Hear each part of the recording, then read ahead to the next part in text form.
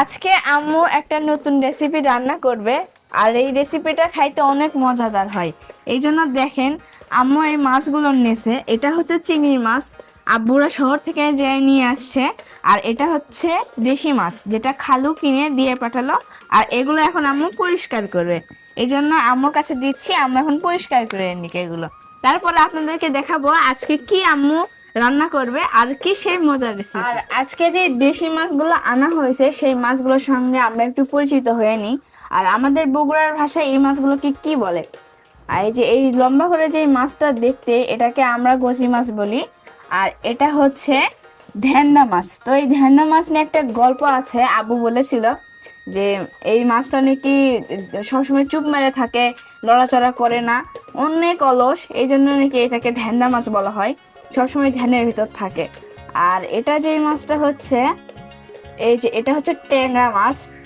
এই মাছটার পেটে ডিম আছে, এটা হচ্ছে ট্যাংরা মাছ।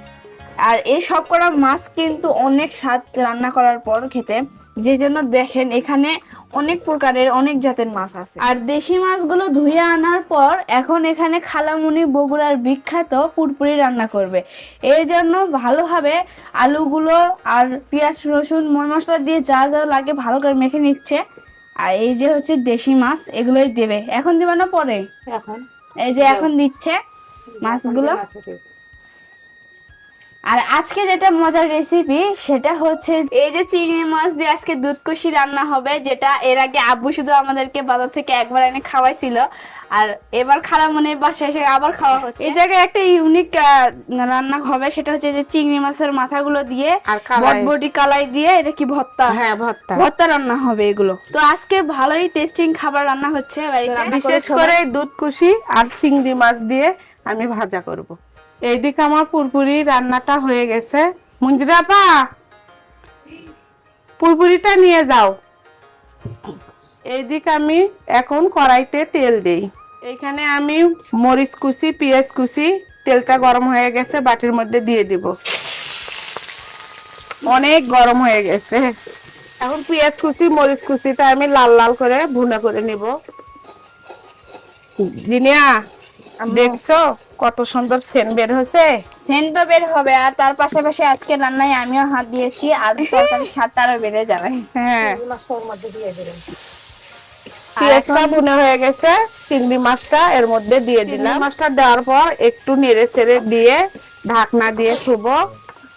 আর এখন আমাদের লাল লাল করে চিংড়ি মাছ আর পেঁয়াজ ভুনাগুলো ভেজে নেওয়া হয়ে গেছে। আর এখন এটার ভেতরে আম্মু দুধ কুশিগুলো দিয়ে দিচ্ছে ভালোভাবে রান্না করার জন্য। সিদ্ধ হওয়ার জন্য একটু পানি দিয়ে দিচ্ছি। মনে হচ্ছে আজকে এই তরকারিটা খেতে অনেক স্বাদ হবে। আর যেহেতু আমি রান্না করতেছি, তাহলে তো স্বাদ আরো দ্বিগুণ হবে। আর সবাই আজকে চেটে পুটে তরকারিটা শেষ করে দেবে।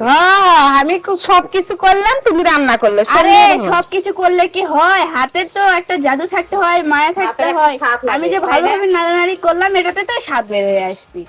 আম্মু, কি বাবা? তুমি আমার তরকারি দাও তো। আমি সকাল থেকে না খেয়ে আসি, আমার খিদা সহ্য হচ্ছে না, আমি আর পারবো তুমি না। বাড়িতে যে এরকম করো, তুমি খালামনির বেটাছো সেরকম করো। খালামুনির বাড়ি হোক, এটাও আমার বাড়ি, সমস্যা কি? নাও দাও, তরকারি হচ্ছে না, খাওয়া যাবি তো? হ্যাঁ, যাবি, হয়ে গেছে। হ্যাঁ, এবার আমি মজা করে পেট ভরে খাবো। নাও, সবাই খাও।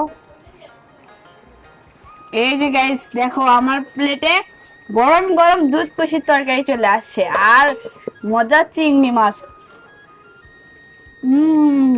এত স্বাদ।